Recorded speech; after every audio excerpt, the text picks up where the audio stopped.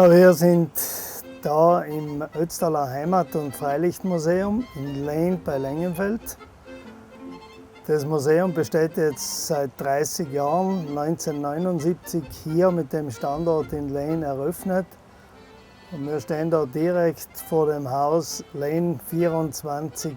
Dieses Haus ist sozusagen das Stammhaus des Ötztaler Heimat- und Freilichtmuseums. Das Museum besteht jetzt aus 10 Gebäuden, davon sind also 3 Häuser. Und die große Intention bzw. das Ziel unseres Museums ist es, eine Ahnung von einer verschwundenen, entschwundenen Zeit zu vermitteln.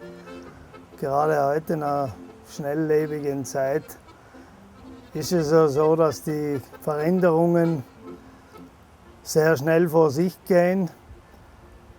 Und dieses Museum vermittelt also einen Eindruck der letzten 500 Jahre, wobei man sagen muss, dass die Veränderungen von der jüngeren Steinzeit bis in die 50er Jahre des 20. Jahrhunderts geringer waren als die Veränderungen der letzten 50, 60 Jahre.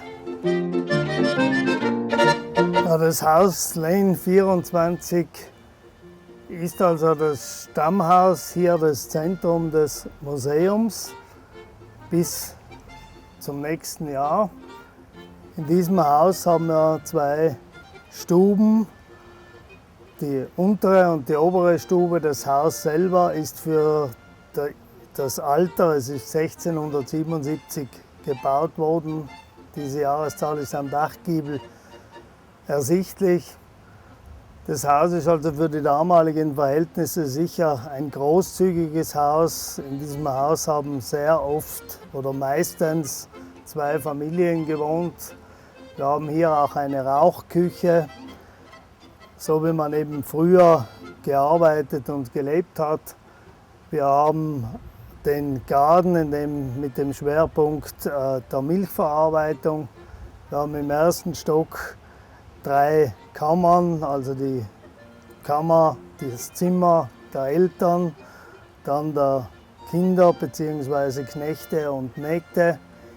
In 2 solchen Kammern haben wir in einem Raum also das ganze bäuerliche Werkzeug ausgestellt und im anderen Raum einer unserer Schwerpunkte, der sich durch das gesamte Museum zieht. Das ist die Flachsverarbeitung der Haar, wie man im Ötztal sieht. Hier sehen wir also von der Aussaat des Leinsamens bis eben zum fertigen Leinen alle Arbeitsschritte.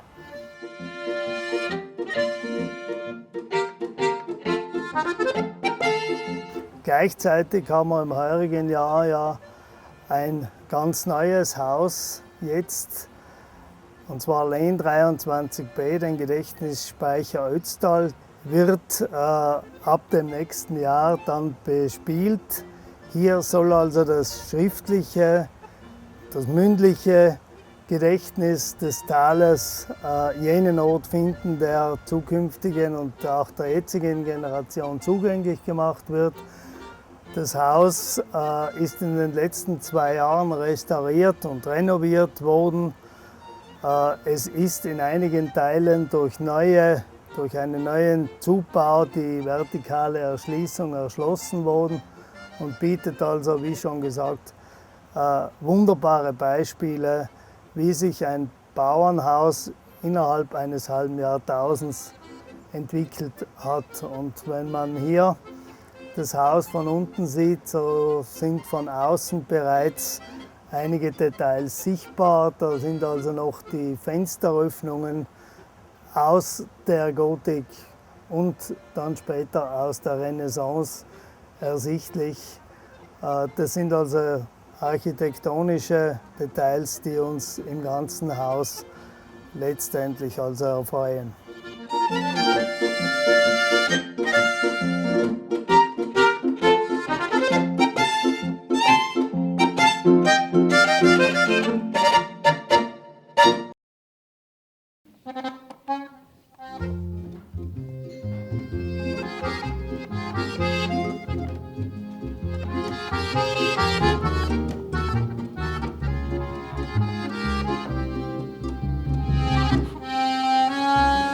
Ja, wir sind jetzt hier am Lehmbach, einem tosenden Wildbach.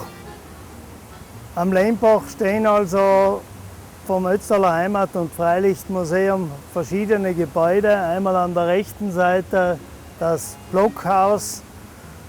Was mich an dem Gebäude immer wieder fasziniert, ist die Tatsache, dass es noch in den 60er Jahren bewohnt gewesen ist. Und wenn man sich die einzelnen Räume anschaut, von der Rauchküche angefangen, dann sieht man ganz einfach eine andere Welt, wie noch bis in die 60er Jahre im Ötztal gelebt wurde.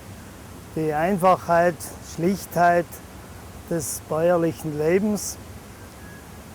Und die Wasserkraft des Lehmbachs wird auch genützt, so wie sie durch die ganzen Jahrhunderte genützt worden ist. Wir haben hier die Säge, eine Venezianer Gattersäge, die voll in Betrieb ist, genauso wie die anderen.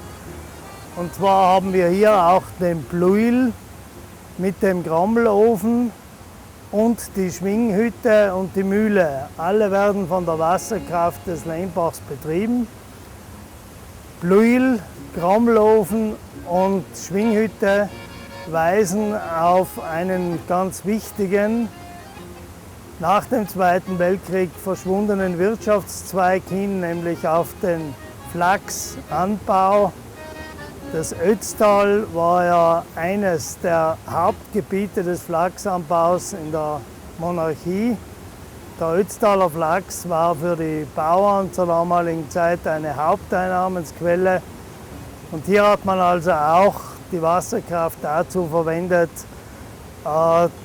den Flachs zu rösten, den Flachs zu schwingen.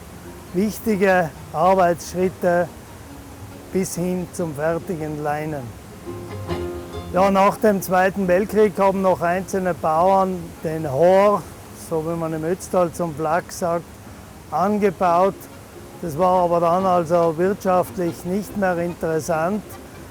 Und so hat das Ötztal ein ähnliches Schicksal erlitten wie einmal das Allgäu sozusagen, den Übergang vom blau blühenden Ötztal durch den Flachs hin zum grünen Ötztal, das vor allem von der Viehzucht dominiert wird.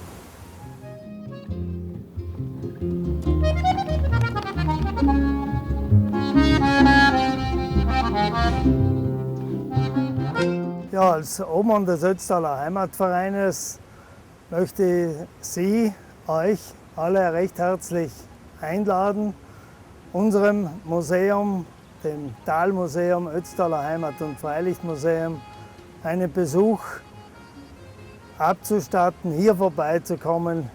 Sie tauchen hier ein in die Welt der letzten 500 Jahre, wie man im Ötztal gelebt, gearbeitet, gewohnt hat. Wir haben also ab 1. Juni geöffnet am Vormittag von 10 bis 12 und am Nachmittag wieder von 2, also von 14 Uhr bis 17 Uhr. Am Samstag ist geschlossen, am Sonntagnachmittag haben wir auch geöffnet. Unser Museumswärter Alois Kuprian, der ein ausgesprochener Experte in allen Fragen ist, wird gerne Ihre Fragen beantworten. Und wir würden uns noch einmal herzlich freuen, wenn Sie bei uns hier in Lehn bei Lengenfeld vorbeikommen.